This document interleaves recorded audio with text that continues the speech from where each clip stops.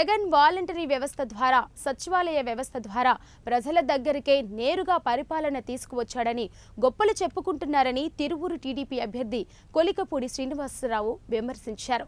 ఎన్టీఆర్ జిల్లా తిరువూరు పట్టణంలో ఆయన ఎన్నికల ప్రచారం నిర్వహించారు.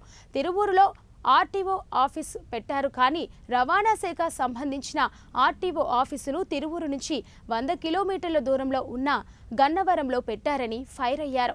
చంద్రబాబు సీఎం అవగానే తిరువూరు ఎమ్మెల్యేగా 6 నెలలలోపు రెవెన్యూ డివిజన్కు సంబంధించిన ప్రభుత్వ కార్యాలయాన్ని తీసుకొచ్చి ఇక్కడ నుంచి పరిపాలన కొనసాగిస్తామని హామీ ఇచ్చారు. 17వ వార్డులో ఇంటింటికి ప్రచారం నిర్వహించడం జరుగుతుంది. ఈ వార్డులో ఇంటింటికి తిరుగుతున్నప్పుడు స్థానిక ప్రజలు ఒక విషయం నా దృష్టికి తీసుకొచ్చారు. నేను ఇప్పుడు దాన్ని జగన్మోహన్ రెడ్డి గారిని ఒక ప్రశ్న రూపంలో అడుగుతున్నా.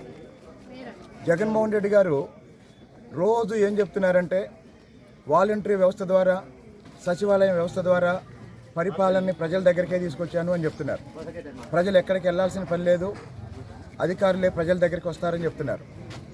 కానీ తిరువూరు విషయంలో జగన్మోహన్ రెడ్డి తుగ్లక్ విధానం ఏంటంటే తిరువూరుని ఒక రెవెన్యూ డివిజన్గా ప్రకటించారు. మరి తిరువూరుని రెవెన్యూ డివిజన్గా ప్రకటించినప్పుడు తిరువూరులో ఆర్డీఓ ఆఫీస్ ఉండాలి, ఆ ఆఫీస్ పెట్టారు. కానీ రవాణా శాఖకు సంబంధించిన ఆర్టీఓ ఆఫీసు తిరువూరు నుంచి 100 కిలోమీటర్ల దూరంలో గన్నవరంలో పెట్టారు.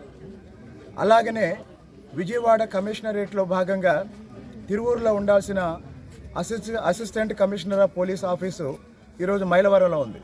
అంటే తిరువూరు ప్రజలు తిరువూరుకు సంబంధించి ఏమైనా కావాలి అంటే ఒక పక్క గన్నవరం అన్న వెళ్ళాలి, లేదా మైలవరం అన్న వెళ్ళాలి.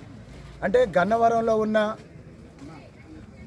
వల్లభనేని వంశీ, అలాగే గతంలో మైలవరంలో ఉన్న వైఎస్ఆర్సీపీ నాయకులు తిరువూరులో ఉండాల్సిన ప్రభుత్వ కార్యాలయాల్ని మైలవరం తీసుకెళ్లారు, గన్నవరం తీసుకెళ్లారు.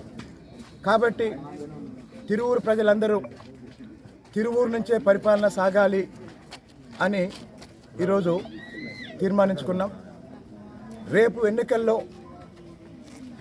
బీజేపీ, జనసేన బలపరిచిన తెలుగుదేశం పార్టీ ప్రభుత్వం ఏర్పడబోతుంది.